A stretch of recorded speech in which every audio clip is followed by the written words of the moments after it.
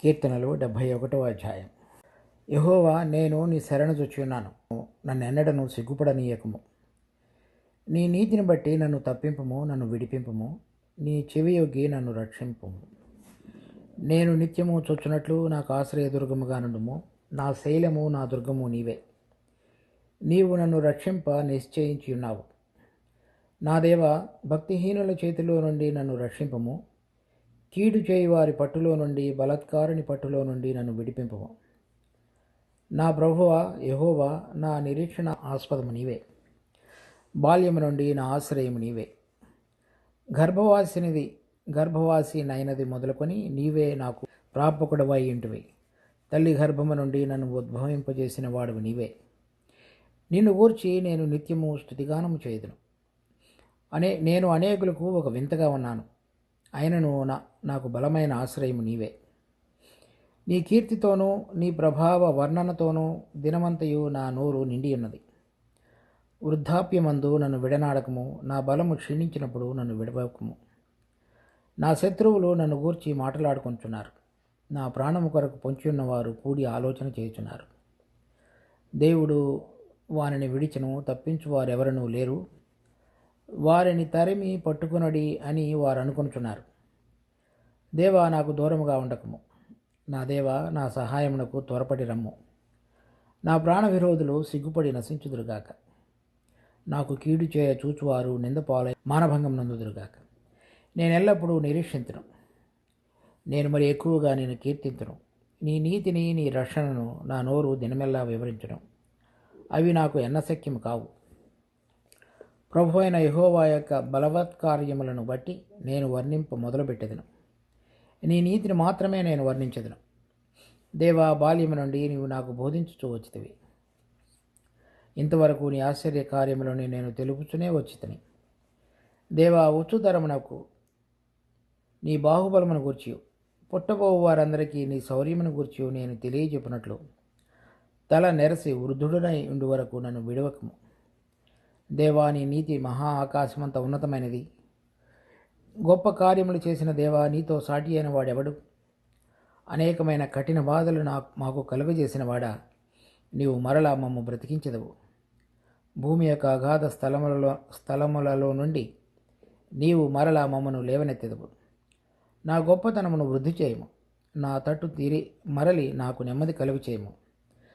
నా దేవా, నేను కూడా నీ సత్యమును బట్టి నీ స్వరమండల వాద్యముతో నేను స్తుతించెదను. ఇశ్రాయేలు పరిశుద్ధ దేవా, సితారాతో నేను కీర్తించెదను. నేను నిన్ను కీర్తించినప్పుడు నా పెదవులను, నీవు విమోచించిన నా ప్రాణమును నిన్ను గూర్చి ఉత్సాహధ్వని చేయను. నాకు కీడు చేయ చూచువారు సిగ్గుపడి ఉన్నారు. వారు అవమానం పొంది ఉన్నారు. కాగా నా నాలుక దినమెల్లా నీ నీతిని వర్ణించును. ఈ కీర్తన 71వ అధ్యాయంలో ఎవరు రాసి ఉన్నారనేటువంటిది పైన వ్రాయబడి ఉండలేదు. అయితే 71వ కీర్తనలో మాత్రం ప్రధాన గాయకునికి దావీదు రచించినదని వ్రాయబడింది. తర్వాత ఈ రెండు కలిసి ఉండినట్లుగా, లేక అదే కీర్తనకర్త దీనిని కూడా వ్రాసి ఉండవచ్చని మనం అనుకోవచ్చు. అయితే దీనిలో వ్రాయబడినటువంటి అనేక అంశాలు మనం కనుక చూస్తే, దావీదు కనుక రాసి ఉన్నట్లయితే 9వ వచనంలో, వృద్ధాప్యమందు నన్ను విడనాడకము, నా బలము క్షీణించినప్పుడు నన్ను విడవకము.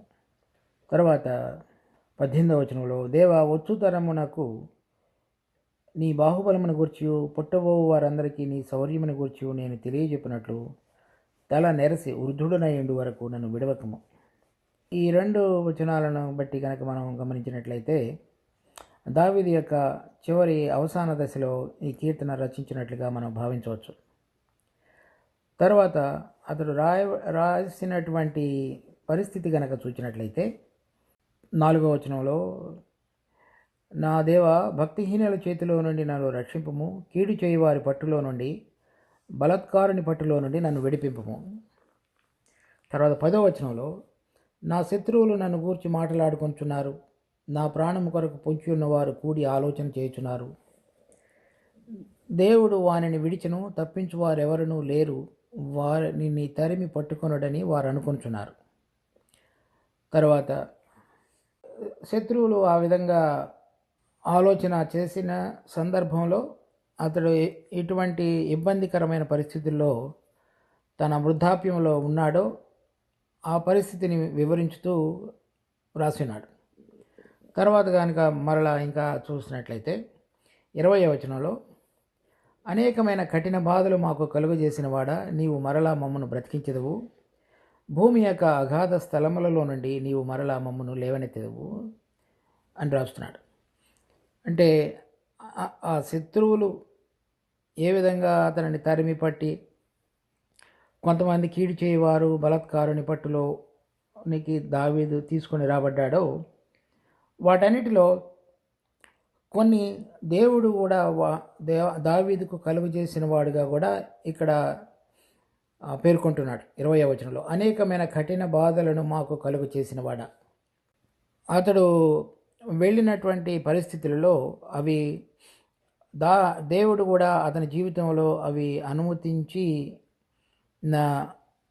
దానిని గుర్తు చేసుకుంటూ శత్రువులు బలాత్కారులు కీడు చేయవారు అతనిని తరిమి పట్టి అతనికి విరోధంగా లేచిన వారుగా ఉన్నారని మనం ఈ కీర్తనలో గమనిస్తున్నాం. చూడండి, 2వ సమూయేలు 12వ అధ్యాయం 10వ వచనం, నీవు నన్ను లక్ష్యము చేయక హిత్తీయుడగు ఊరియా భార్యను నీకు భార్య అగినట్టు తీసుకునినందున నీ ఇంటి వారికి సదాకాలము యుద్ధము కలుగును. నా మాట ఆలకించము. యెహోవానగు నేను సెలవిచ్చినదేమనగా, నీ ఇంటి వారి మూలముననే నేను నీకు అపాయము పుట్టింతును. నీవు చూచుచుండగా నేను నీ భార్యలను తీసి నీ చేరువ వారికి అప్పగించును. పగటి యందు వాడు వారితో సైనించును. నీవు ఈ కార్యము రహస్యముగా చేసితివి, కానీ ఇశ్రాయేలు వారందరూ చూచుచుండగా పగటి అందే నేను చెప్పిన దానిని చేయించును అనెను. ఈ 2వ సమూయేలు 12వ అధ్యాయానికి వచ్చేటప్పటికి అతడి జీవితం ప్రభుతోటి ప్రారంభమై దాదాపుగా 35 ఏళ్ళు పైన జరుగుతుంది. అది 1 సమూయేలు 15వ అధ్యాయంలో సమూయేలు దావీదుని 1 సమూయేలు 16వ అధ్యాయంలో అభిషేకించడం చూస్తాం. సో అప్పటి నుంచి ఇప్పటి వరకు జరిగిన ఈ 2వ సమూయేలు 12వ అధ్యాయం వరకు జరిగినటువంటి సమయం అంతట్లో కూడా దావీదు రాజుగా అభిషేకించబడటం, తర్వాత వివిధమైన పరిస్థితుల్లో కూడా దేవుడు దావీదును నడిపించి రాజుగా అతడిని ప్రతిష్ఠించిన తర్వాత ఇక్కడ ఈ కీర్తన సమయానికి వచ్చేటప్పటికి దాదాపు అతడి యొక్క అవసాన దశలోనికి వచ్చున్నాడు.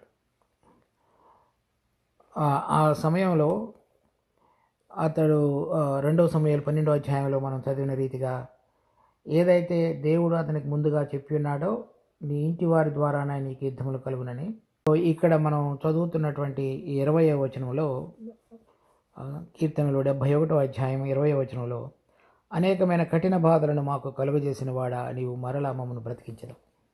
దేవుడు చెప్పిన ప్రకారంగా తన కుమారుడైన అబ్షాలోం లేచున్నాడు. తర్వాత అతనితో పాటుగా మరి అతని యొక్క మంత్రిగా ఉన్నటువంటి అహీతోపేలు కూడా లేచి, సో 2వ సమూయేలు 15వ అధ్యాయం 11-12 వచనాలు, విందునకు పిలువబడి ఉండి 200 మంది యెరూషలేములో నుండి అబ్షాలోముతో కూడా బయలుదేరి ఉండిరి. వీరేమీ తెలియక యథార్థమైన మనసుతో వెళ్ళిండిరి. మరియు బలి అర్పింపవలనని ఉండి అబ్షాలోము గిలియనీయుడైన అహీతోపేలు అను దావీదు యొక్క మంత్రిని గిలో అను అతని ఊరి నుండి పిలిపించుండెను. అబ్షాలోము దగ్గరకు వచ్చిన జనము మరీ ఎక్కువటి చేత కుట్ర బహుబలమాయను. ఆ విధంగా వారందరూ లేచి దావీదుకి వ్యతిరేకంగా మాట్లాడి కుట్ర పన్నినటువంటిది దావీదు ఇక్కడ గుర్తు చేసుకుంటున్నాడు.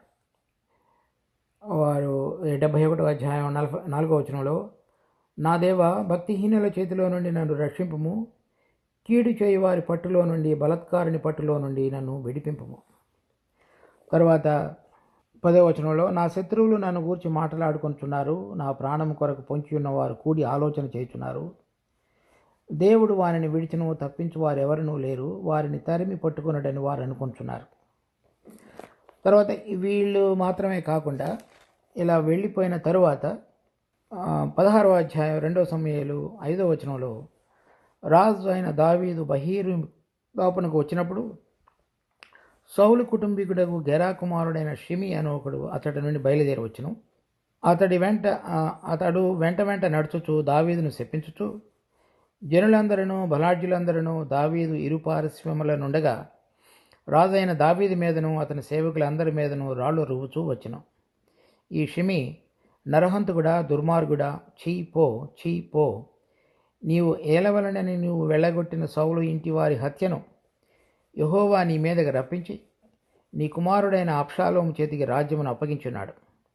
నీవు నరహంతకుడు గనుకనే నీ మోసములో నీవు చిక్కుబడి ఉన్నావని చెప్పి రాజును శపింపగా, ఈ అధ్యాయంలో అతని ప్రాణం కొరకు పొంచి ఉన్నవారు, తర్వాత శత్రువులు ఏ విధంగా మాట్లాడుకుంటున్నారు అవన్నీ ఉదహరించుతూ తన కుమారుడైన అబ్షాలోము, మంత్రి అయిన అహీతోపేలు, సౌలు వంశస్థుడైనటువంటి షిమి, వీరందరూ కూడా ఏ విధంగా వ్యతిరేకంగా లేచి తను ఇన్ని సంవత్సరాల పరిపాలన తర్వాత చివరి సమయంలో ఏ విధంగా దేవుడు వారి ద్వారా తన జీవితంలో జరిగించినటువంటి కొన్ని పరిస్థితులకు అది క్రమశిక్షణలోనికి తీసుకుని రాగలగటానికి ఉంచబడినటువంటి పరిస్థితులలో దావీదు వాటిని గుర్తు చేసుకుంటూ రాసినటువంటి కీర్తన. దాంట్లో ఏది గుర్తు చేసుకుంటున్నాడంటే తను యొక్క బెత్షెబాతో వెళ్ళటం కానీ, తను ఊరియాని చంపించటానికి తను చేసినటువంటి తప్పును ఊరియా మీద నెట్టగలగటానికి 2 రాత్రులు ఊరియాతోటి ప్రయత్నం చేసి తన భార్య దగ్గరికి పంపించడానికి, అది కుదరనప్పుడు తరువాత ఊరియాని యుద్ధంలోనికి పంపించి యోవాబు ద్వారా అతడు చంపించిన దాన్ని బట్టి కానీ, అదంతా కూడా దేవుడు ఆ హత్యను బట్టి అతని మీదకి శిక్ష తీసుకొచ్చాడు. అందుకని చెప్తున్నాడు, అనేకమైన కఠిన బాధలను మాకు కలుగజేసిన వాడా నీవు మరలా మమ్మల్ని బ్రతికించదు. అలా బ్రతికించుతాడు అనేటువంటి నిశ్చయత కలిగి తనకు కలుగజేయబడినటువంటి ఈ పరిస్థితులన్నిటిలో కూడా దేవుని యొక్క నీతిని గుర్తు చేసుకుంటూ తనకు కలిగినటువంటి గొప్పతనాన్ని బట్టి కానీ లేక శౌర్యాన్ని బట్టి కాకుండా దేవుడు ఏ విధంగా నీతిమంతుడైనాడో తన పాపములను పరిహరించి చక్కగా మరలా తిరిగి తన పూర్వస్థితిని స్థిరపరచగలిగిన వాడైనాడో గుర్తు చేసుకొని ఈ ప్రార్థనలో ఆ అంశాలను చెప్పడం చూస్తున్నాం. ఉదాహరణకి 2వ వచనంలో, నీ నీతిని బట్టి నన్ను తప్పింపుము, నన్ను విడిపింపుము, నీ చెవి యొగ్గి నన్ను రక్షింపుము. తర్వాత 15వ వచనంలో, నీ నీతిని నీ రక్షణను నా నోరు దినమెల్లా వివరించును, అవి ఎన్నశక్యమైనవి కావు. 16వ వచనం ఆఖరి భాగంలో, నీ నీతిని మాత్రమే వర్ణించదును. తర్వాత 19వ వచనంలో, దేవా నీ నీతి మహా ఆకాశమంత ఉన్నతమైనది. ఈ విధంగా దేవుని యొక్క నీతిని బట్టి నేను నీ సన్నిధికి వచ్చి ఆ నీతి ద్వారా నా పాపములు క్షమించి నా ప్రార్థన ఆలకించి నాకు విడుదల కలుగు చేయమని కోరుతున్నాడు. తర్వాత ఇంకొక చోట కూడా కనుక చూస్తే కీర్తనలు 36వ అధ్యాయంలో 6వ వచనం, నీ నీతి దేవుని పర్వతములతో సమానము, నీ న్యాయ విధులు మహా అగాధములు. యెహోవా నరులను జంతువులను రక్షించువాడు నీవే. అంటే ఇక్కడ పర్వతములతో సమానం అంటే అది కదిలించబడినది, ఎల్లప్పుడూ ఉండేటువంటిది.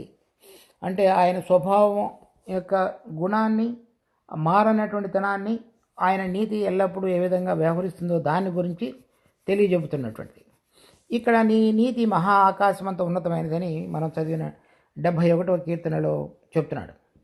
సో ఇక్కడ తను చేసినటువంటి తప్పు అది దేవుడు నాతాను ద్వారా దావీదుతో మాట్లాడి తన పాపాన్ని గుర్తు చేసినప్పుడు నాతాను చెప్పినాడు, దేవుడు నీవు చావకుండానట్లు నీ పాపమును పరిహరించును, కానీ నీ ఇంటి వారి ద్వారా నీకు యుద్ధములు కలుగునని చెప్పాడు. సో ఆ పాపం పరిహరించబడింది, కానీ ఆ పాపానికి చెందవలసినటువంటి ఆ పరిహారాన్ని చెల్లించేటువంటి సందర్భంలో తన జీవితంలో జరిగినటువంటి పరిస్థితులలో కూడా దేవుడు తన కలిగిన పరిస్థితుల్లో తన యొక్క నీతి, దావీదు యొక్క నీతిని బట్టి కాకుండా దేవుడి యొక్క నీతిని బట్టి అన్నిటినీ క్షమించటకు సామర్థ్యం కలిగి తన యొక్క ఉన్నతమైనటువంటి గుణాన్ని బట్టి మన అందరితో కూడా వ్యవహరించే దేవుడిగా దానిని గుర్తు చేసుకోమని దావీదు ప్రార్థిస్తూ దేవుని సన్నిధిలోనికి వస్తున్నాడు. కనుక అటువంటిది ఆ అందుకనే ఈ ఈ కీర్తన అంతటిలో కూడా మాటి మాటికి వ్రాయబడిన మాట 2వ వచనంలో నీ నీతిని బట్టి నన్ను తప్పింపుము.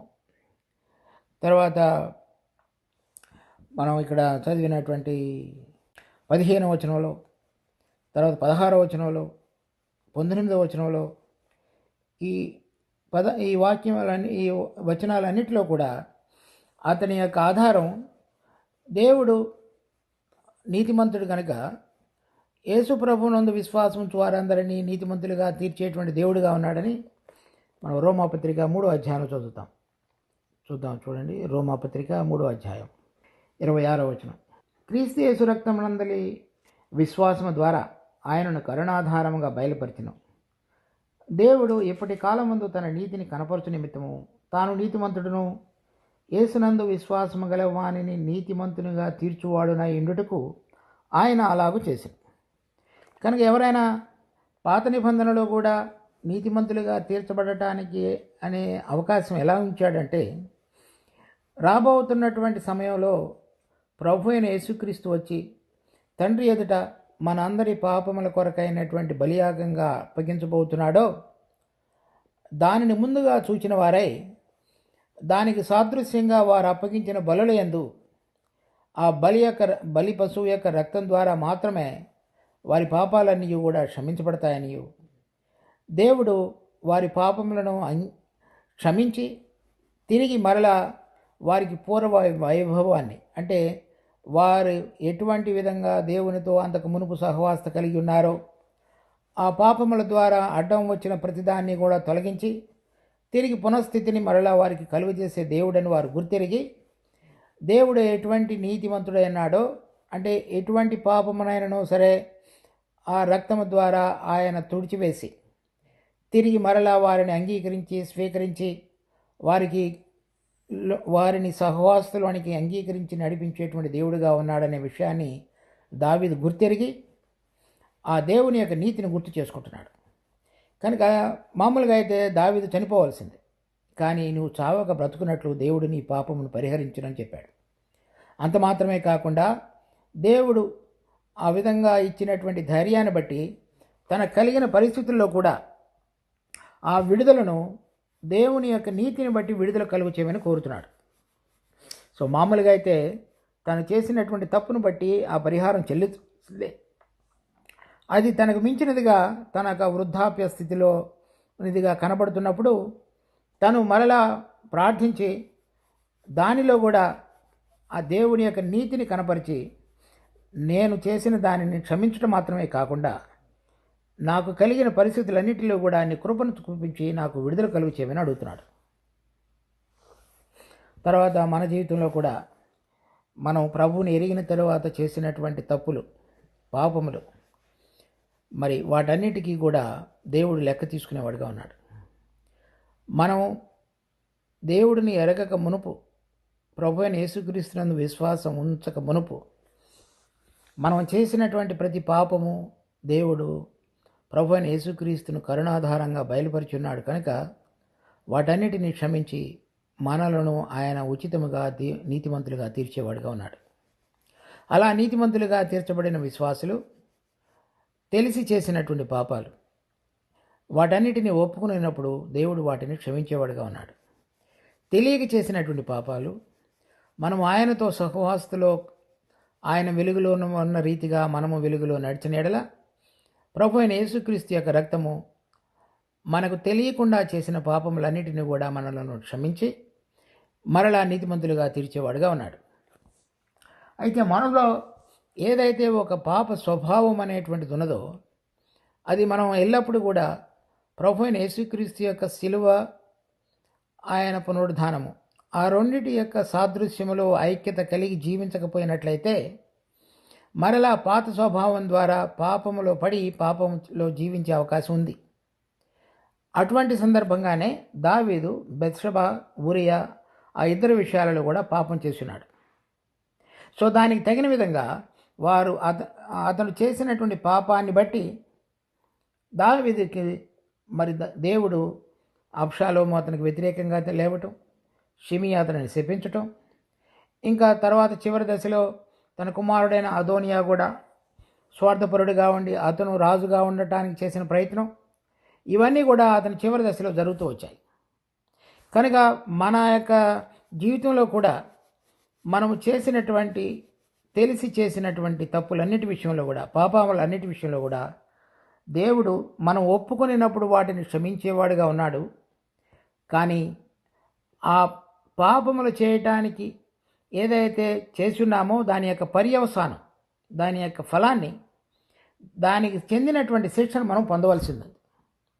అది దేవుడు మనలను క్రమశిక్షణలోనికి తీసుకుని వచ్చి ఆ పరిస్థితుల్లో గుండా మనలను తీసుకుని వెళ్ళి, మనం ఏ స్వభావం ద్వారా ఆ పాపము చేయటానికి మనలో దాగి ఉన్నదో దాన్ని అంతటిని వెలుపలికి తీసుకొచ్చి ప్రక్షాళన చేసి ఆ స్వభావం మీద మనం జయం పొందగలిగేటువంటి విధంగా మనలను క్రమశిక్షణలో ఉంచి నడిపించేటువంటి మంచి దయగలిగిన పరలోకపు తండ్రిగా ఆయన మనకున్నాడు.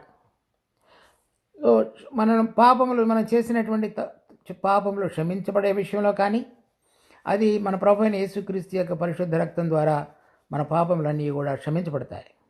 రెండవది, ఆయన మనం చేసినటువంటి పాపములను బట్టి క్రమశిక్షణలో కూడా తీసుకుని వెళుతున్నప్పుడు మరలా ఆకాశమునంటుతున్నటువంటి ఆయన నీతిని బట్టి మన పక్షంగా కృప చూపించి వాటిలో కూడా మనము బయటికి రాగలిగే విధంగా దేవుడు కృపను మనకు కనపరిచేవాడుగా ఉన్నాడు. ఆ విధంగా దావీదు ఈ కీర్తనలో అటువంటి ప్రార్థన చేస్తున్నట్లుగా మనం గమనిస్తాం. ఆ ప్రార్థన చేస్తున్న సందర్భంలో దేవుడిని స్తుతించడం కూడా మనం ఈ కీర్తనలో గమనిస్తాం.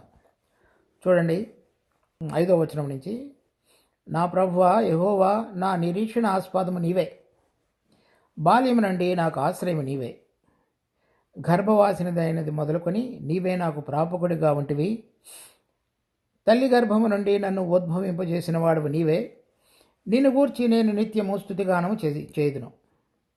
నేను అనేకులకు ఒక వింతగా ఉన్నాను, అయినను నాకు బలమైన ఆశ్రయము నీవే. నీ కీర్తితోనూ నీ ప్రభావ వర్ణనతోనూ దినమంతయు నా నోరు నిండి ఉన్నది. ఆ విధంగా తన కలిగిన పరిస్థితులన్నిటిలో ప్రార్థించడం మాత్రమే కాకుండా దేవుడిని కీర్తించేవాడుగా కూడా ఉన్నాడు. ఇంకా ఇక్కడ చూడండి, 16వ వచనం, ప్రభువైన యెహోవా యొక్క బలవత్కార్యములను బట్టి నేను వర్ణింప మొదలుపెట్టెదను, నీ నీతిని మాత్రమే నేను వర్ణించదును. దేవా, బాల్యం నుండి నీవు నాకు బోధించుచూ వచ్చితివి. తర్వాత 18వ వచనంలో, దేవా, వచ్చు తరమునకు నీ బాహుబలమును గూర్చి, పుట్టబో వారందరికీ నీ శౌర్యమును గూర్చి నేను తెలియజెప్పినట్లు, అనగా ఎల్లప్పుడూ దేవుడి తన పక్షంగా చేసిన కార్యములను గురించి, దేవుని యొక్క బలాన్ని గురించి అనేక మందికి చెప్పాలనేటువంటి ఆశ కలిగి తను కీర్తించుతూ స్తుతించుతూ ఆ ప్రార్థనలో కూడా దేవుని మహిమపరిచేవాడుగా ఉన్నాడు. అది తర్వాత 22వ వచనం నుంచి కూడా, నా దేవా, నేను నీ సత్యమును బట్టి స్వరమండల వాద్యముతో నేను స్తుతించెదను, ఇశ్రాయేలు పరిశుద్ధ దేవా, సితారాతో నేను కీర్తించెదను. నేను నిన్ను కీర్తించినప్పుడు నా పెదవులను, నీవు విమోచించిన నా ప్రాణమును నిన్ను గూర్చి ఉత్సాహధ్వని చేయను. అలా తను ఏ విధంగా కీర్తించుతాడో ఇక్కడ మనం చదివినటువంటి 5వ వచనం నుంచి 8వ వచనం వరకు, తర్వాత 16వ వచనం వరకు, తర్వాత 22 నుంచి 24 వరకు ఇవన్నీ కూడా మనం చూస్తాం. తర్వాత చివరిలో 24వ వచనంలో చూస్తే, నాకు కీడు చూచు వారందరూ సిగ్గుపడి ఉన్నారు, వారు అవమానం పొంది ఉన్నారు, కాగా నా నాలుక దినమెల్లా నీ నీతిని వర్ణించను. చివరికి అబ్షాలోము కానీ, షిమీ కానీ, తర్వాత వీరందరూ కూడా ఏ విధంగా ఓడించబడ్డారో, తర్వాత అబ్షాలోము చనిపోయాడు, అహీతోపెలు తనంతట తానుగా చనిపోయాడు, ఇవన్నీ కూడా మనం వాక్యంలో గమనిస్తాం.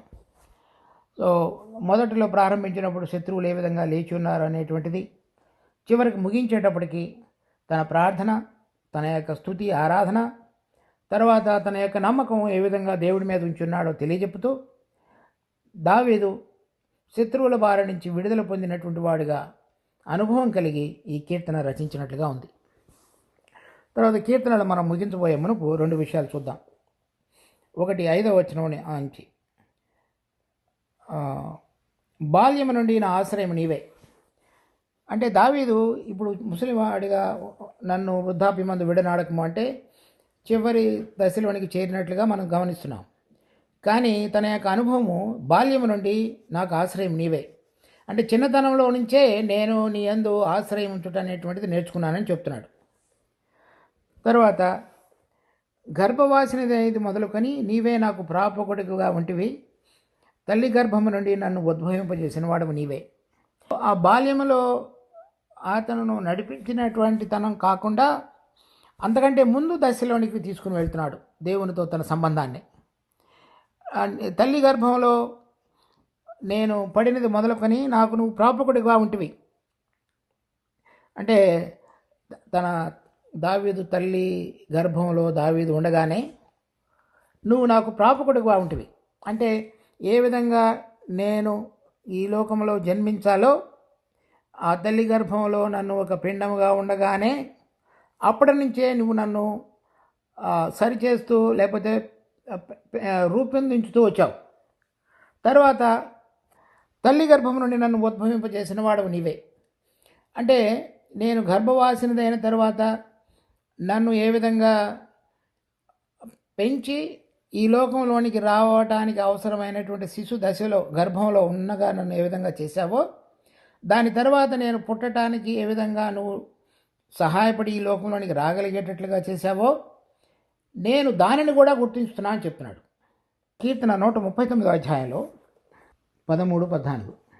నా అంతరింద్రియములను నీవే కలుగజేసితివి, నా తల్లి గర్భమందు నన్ను నిర్మించిన వాడవు నీవే. నీవు నన్ను కలుగజేసిన విధము చూడగా భయమును ఆశ్చర్యమును నాకు పుట్టుచున్నవి. అందును బట్టి నేను నీకు కృతజ్ఞతాస్తుతులు చెల్లించుచున్నాను. నీ కార్యములు ఆశ్చర్యకరములు, ఆ సంగతి నాకు బాగుగా తెలిసి ఉన్నది.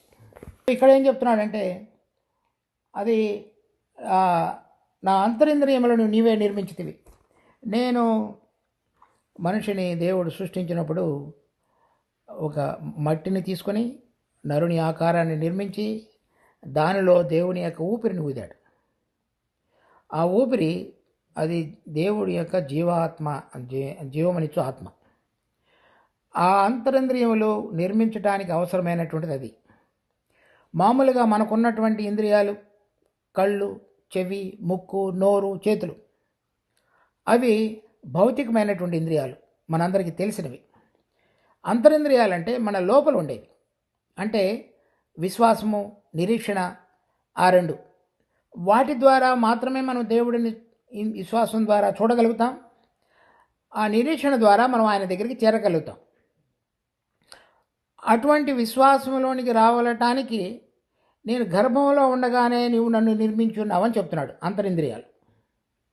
దాని ద్వారా మాత్రమే నేను దేవుడు ఎవరు, ఎటువంటి విధంగా నేను ఆయనతో సంబంధం కలిగి ఉండాలి, నా యొక్క అనుబంధం ఆయనతో ఏ విధంగా ముడివేయబడి ఉంటుంది అనేది నేను గమనించడానికి అవసరమైన ఇంద్రియాలను నాకు అప్పుడు కలుగజేశావు.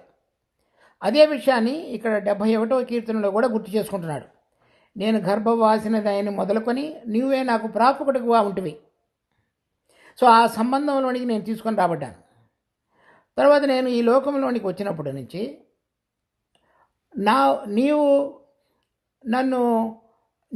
నేను నీ ద్వారా ఈ లోకంలోనికి తీసుకుని రాబడ్డానని, నీవు నాకు పరలోకపు తండ్రివని నేను గమనించగలిగేటువంటి విధంగా నాకు అంతరింద్రియములు నిర్మించిన వాడు నీవే. కనుక ఆ దేవుడు సృష్టికర్తని, తన పరలోకపు తండ్రి అని, ఆ పరలోకపు తండ్రికి తన బిడ్డగా తన కుమారుడు అని ఇతను దావీదు ఆ తండ్రి యొక్క సంబంధాన్ని బట్టి నాకున్నటువంటి పరిస్థితుల్లో నాకు విడుదల కలుగు చేసేటువంటి గొప్ప దేవుడు అని గుర్తు చేసుకుని పాడుతున్నాడు. కనుక మనం ఈ లోకంలో ప్రభువుని ఎరిగిన తర్వాత, అంతకు మునుపు మనకు తెలియకపోవచ్చు, ఎరిగిన తర్వాత దేవుడు తన ఏర్పాటులో మనల్ని ఈ లోకంలోని తీసుకొచ్చి ఉన్నాడని, ఆయన మనం పరలోకపు తండ్రి అని, మన జీవితం మీద మనలను సృష్టించినందుకు, మనలను రక్షించినందుకు ఆయనకు సర్వపు హక్కులు ఉన్నాయనే విషయాన్ని మనం మర్చిపోకుండా మనం ఆయనకు లోబడి ఆయన యొక్క అధికారానికి మనం లోబడి జీవించగలిగినటువంటి జీవితంలో మనం ఆయనను అటువంటి రాజుగా మన జీవితంలో గుర్తించగలిగినప్పుడు అది ఎంతో ధన్యత. దావీదు అది చిన్నతనంలోనే గుర్తించిన వాడిగా ఉన్నానని చెప్తున్నాడు. తరువాత 7వ వచనంలో నేను అనేకులకు ఒక వింతగా ఉన్నాను, అయినను నాకు బలమైన ఆశ్రయం నీవే. నేను అనేక మందికి వింతగా ఉన్నాను. అంటే ఈ వింత అనేటువంటిది చూసినప్పుడు అందరూ కూడా ఇతడు ఎలా ఈ విధంగా ఉన్నాడు, ఇటువంటి కార్యములు ఏ విధంగా చేయగలుగుతున్నాడు అనేటువంటి ఆశ్చర్యాన్ని కలుగజేస్తుంది. సో దాన్ని ఇంకొక చోట చెప్తున్నాడు ఇదే కీర్తనలో 16వ వచనంలో, ప్రభువైన యెహోవా యొక్క బలవత్కార్యములను బట్టి నేను వర్ణింపు మొదలుపెట్టేదను. దేవుడు తన జీవితంలో ఎటువంటి కార్యములు జరిగించున్నాడో దానిని బట్టి నేను నిన్ను వర్ణించుతానని చెప్తున్నాడు. అదే మాట ఇంకో చోట ఇక్కడ చెప్తున్నాడు 8వ వచనంలో, నీ కీర్తితోనూ నీ ప్రభావ వర్ణనతోనూ దినమంతయు నా నోరు నిండి ఉన్నది. ఆ ప్రభావ వర్ణన, ఆ బలవత్కార్యములు లేక ఈ బలాతిశయము అవన్నీ కూడా ఒకటే. అయితే వాటి ద్వారా దేవుని యొక్క బలాన్ని బట్టి, దేవుడు చేసిన కార్యములను బట్టి, తర్వాత దేవుని యొక్క ప్రభావం అతనిలో పనిచేసిన దాన్ని బట్టి, దావీదు జరిగించిన కార్యాలను బట్టి నేను నిన్ను స్తుతించుతానని చెప్తున్నాడు. సో ఏం చేశాడు అతను? దావీదు తండ్రి యొక్క గొర్రెలను కాస్తున్నప్పుడు సింహము ఎలుగుబంటి వాటిని వచ్చి గొర్రె పిల్లను తీసుకుని వెళ్తున్నప్పుడు ఆ సింహాన్ని ఎలుగుబంటిని కూడా పట్టుకొని ఆ గొర్రె పిల్లను విడిపించి అతడు ఆ రెండింటిని కూడా చంపాడని మనం మొదటి సమయాల్లో చదువుతాం 16వ అధ్యాయంలో. తర్వాత 17వ అధ్యాయంలో ఫిలిష్తీని అయిన గొల్యాతుని ఒక వడిసెలతోటి అతడు చంపినట్లుగా చూసి, తర్వాత ఆ గొల్యాతు ఖడ్గంతో అతని తలను నరికి తలను పట్టుకొని సౌలు దగ్గరికి తీసుకొచ్చాడు. దాని తర్వాత సౌలు తన కుమార్తెను మీకాలను ఇవ్వడానికి అవసరమైనటువంటి 200 మంది యొక్క ముంగోళ్ళు కూడా అతను తీసుకొచ్చి సౌలుకి ఇచ్చి మీకాల్ని పెళ్లి చేసుకున్నాడు. దాని తర్వాత మరి సౌలు చేత తరమబడుతున్నప్పుడు అనేక సందర్భాలలో పాపం చేయకుండా ఉండటానికి అవసరమైనటువంటి మనోనిబ్బరాన్ని, దేవుని యందు విశ్వాసాన్ని మరింతగా పెంపొందించాడు. దాని తర్వాత చూసినప్పుడు రకరకాల పరిస్థితుల్లో యోవాబు తనకు దగ్గరగా ఉన్నప్పటికీ అబ్నేరును చంపినాడు. సో అటువంటి పరిస్థితుల్లో కూడా దేవుడు ఏ విధంగా అతనికి నిబ్బరాన్ని కలుగజేసి దేవుడి మీద ఆధారపడటానికి, తర్వాత అతని యొక్క శ్రమల కాలంలో అన్నింటిలో కూడా దేవుని మందిరాన్ని నిర్మించాలనేటువంటి బలమైన కోరిక కలిగి ఉండి దేవుని మందసాన్ని తీసుకుని వచ్చి 2 సమూయేలు 5-6 అధ్యాయాల్లో ప్రతిష్ఠించడం అనేటువంటిది మనం చూస్తాం. తర్వాత దానికి అవసరమైనటువంటి బంగారము, వెండి, విలువైనటువంటి రాళ్ళు, కలప వాటన్నిటిని కూడా సమకూర్చడం అనేది అతని జీవితంలో చూస్తాం. తర్వాత ఫిలిష్తీయులు, మోయాబీలు, అమ్మోనీయులు, ఏదోమీలు వీరందరినీ కూడా ఓడించి వారందరినీ తనకు లోపరుచుకొని కప్పం కట్టేవారుగా చేసుకున్నాడు. అలా ఇవన్నీ చూస్తున్నప్పుడు అనేక మందికి అతడు ఒక వింతగా కనపడుతున్నాడు. ఆ వింతగా జీవించడానికి అవసరమైనటువంటిది దేవుని యొక్క బలం అతనిలో పనిచేయటం అనేటువంటిది. వాటిని చెప్తున్నాడు. దేవుని యొక్క నీవు నా బలవత్కార్యములను, అంటే ఇటువంటి విధంగా నీ యొక్క బలం ద్వారా నాలో ఆ బలాన్ని కుమ్మరించి చేయగలగటానికి చేసిన కార్యములన్నిటిని కూడా నేను వర్ణించి నిన్ను కీర్తించుతాను అని చెప్తున్నాడు.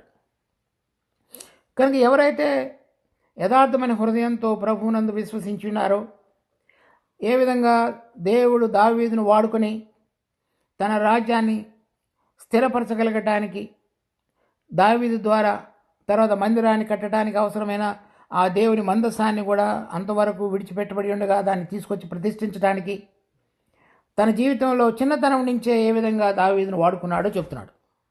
ఆ కార్యములన్నిటినీ కూడా నేను వర్ణించదును.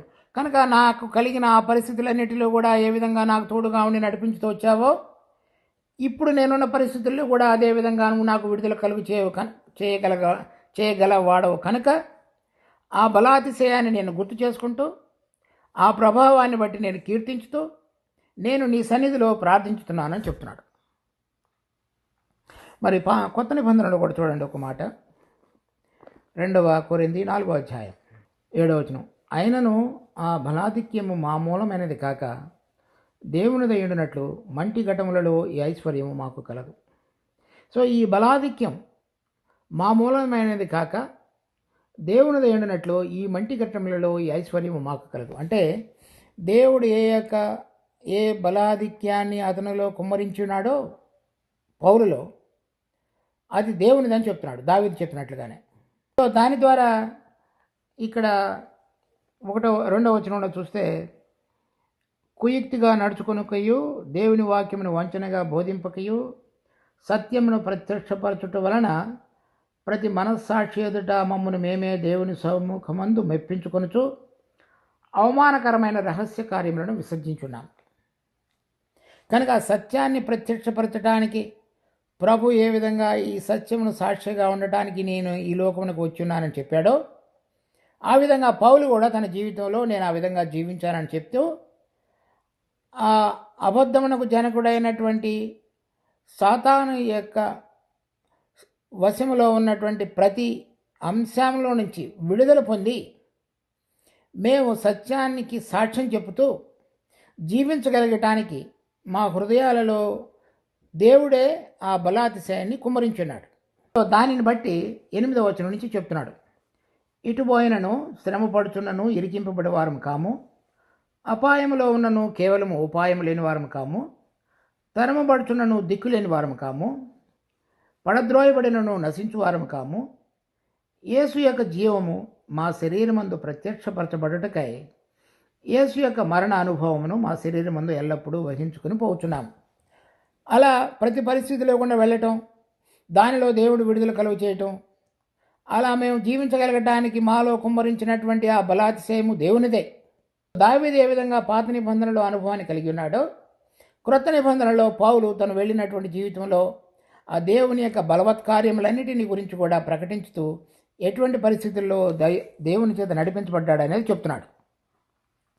కనుక విశ్వాసులమైన మనం దేవుని యందు ఆయన మరణ, భూస్థాపన, పునరుద్ధానములలో ఆ సాదృశ్యమందు ఐక్యత కలిగిన వారమైన ఎడల దేవుని యొక్క ఆత్మ పునరుద్ధాన జీవం ద్వారా మనలను చక్కగా ఆయన యొక్క బలాన్ని బయలుపరుస్తూ ఈ మంటిఘటాలలో దేవుని యొక్క శక్తిని, ప్రభావాన్ని తెలియపరచగలిగే విధంగా చక్కగా మనలందరినీ కూడా నడిపించగలడు.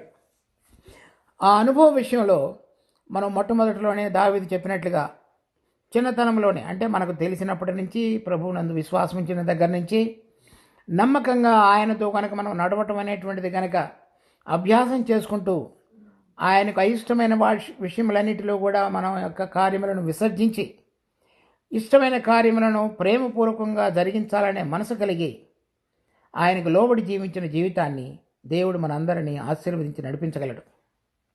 కనుక మనకు కలిగినటువంటి ఇబ్బందులన్నిటిలో కూడా దావీదు, పౌలు ఇటువంటి వారందరూ కూడా చక్కగా ఎటువంటి సాక్ష్యాన్ని చెప్పగలిగారో, ఆ బలాతిశయము మనలో కూడా కుమ్మరించబడినటువంటి అనుభవంతో మనం ప్రభువును స్తుతించుతూ మన కలిగిన ప్రతి పరిస్థితుల్లో కూడా ఆయన యందు విశ్వాసం ఉంచడం ద్వారా మనం కూడా ఎంతగానో ఆశీర్వదించబడి అనేక మందికి ఆశీర్వాదానికి కారకులుగా దేవుడు మనల్ని చేయగలడు. ప్రార్థించుకుందాం. మా జీవం కలిగిన తండ్రి, మీరు ఇచ్చిన ఈ వాక్య భాగాన్ని బట్టి వందనాలు. దీన్ని మా కొరకే ఆశీర్వదించండి.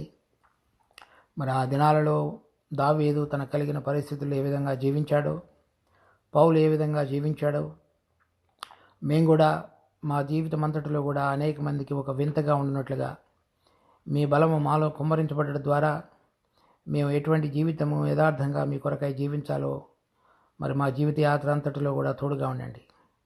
మిగిలిన మా జీవిత సమయం అంతటిలో కూడా మేము కూడా విడిచిపెట్టబడక మీ బలాన్ని, శౌర్యాన్ని గుర్తు చేసుకుంటూ నీ ప్రభావం ద్వారా దినదినము జీవించటం అనేటువంటిది మరి యథార్థమైన అనుభవపూర్వకమైనదిగా మాకు మార్చమని వేడుకుంటున్నాం.